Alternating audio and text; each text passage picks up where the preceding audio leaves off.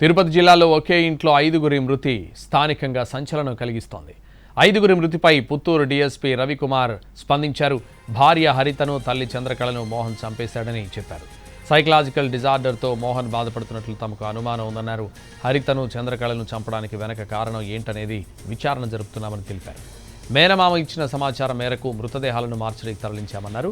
ఇద్దరిని చంపిన తర్వాత మోహన్ స్కూల్కు వెళ్లి పిల్లలను తీసుకెళ్లాడన్నారు.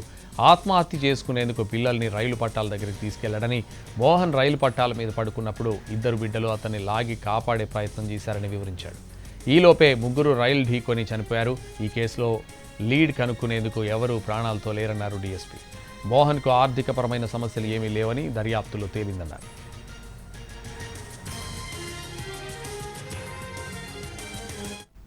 తిరుపతి జిల్లాలో ఒకే ఇంట్లో 5గురి మృతిపై మరిన్ని వివరాలు మా ప్రతినిధి వెంకట్ అందిస్తారు. ఒకే కుటుంబానికి చెందిన 5గురు ప్రాణాలు కోల్పోవడం తిరుపతి జిల్లాలో సంచలనం కలిగిస్తుంది. ఇంతకీ అసలు మోహన్ మిగిలిన 4గురిని చంపి అతను ఆత్మహత్య చేసుకున్నాడా, లేకపోతే ఈ 5గురి వెనక ఏమన్నా మిస్టరీ ఉందా? ఈ విషయాలు మాట్లాడేందుకు ప్రస్తుతం మనతో Puttur sub division DSP Ravikumar మనతో ఉన్నారు. మాట్లాడదాం సార్. ఎట్లా ఈ 5 మంది చనిపోవడానికి సంబంధించి మన దగ్గర ఏమి లీడ్స్ ఉన్నాయి? తిరుపతి జిల్లా నారాయణవనం మండలంలో నిన్నటి రోజు ఉదయం సుమారు 10 గంటలప్పుడు ఈ మోహన్ అనే వ్యక్తి తన భార్య హరిత 35 ఇయర్స్, ఆవిడ లోకల్గానే ఒక బ్యూటీ పార్లర్ రన్ చేస్తూ ఉంటుంది.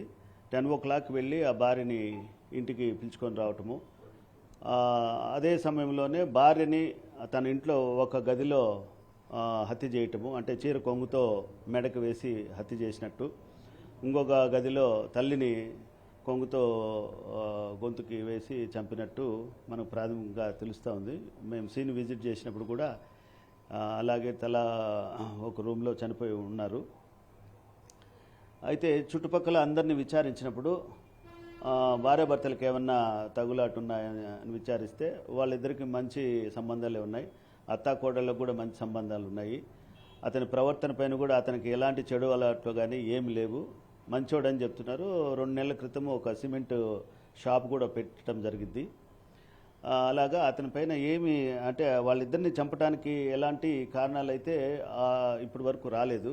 అయితే అతను మళ్ళీ 10 o'clock ఇది జరిగిన తర్వాత పుత్తూరులోనే దగ్గరలో ఉండే నారాయణ స్కూల్లో తన పిల్లలు ఇద్దరు చదువుతూ ఉంటే, కొడుకు 9th క్లాసు, పాప 7th క్లాసు, అక్కడికి వెళ్ళి వాళ్ళ మామయ్యకి ఏదో యాక్సిడెంట్ అయిందనే కారణం చెప్పి వాళ్ళిద్దరిని కూడా తన స్కూటర్లో తీసుకుపోయినాడు.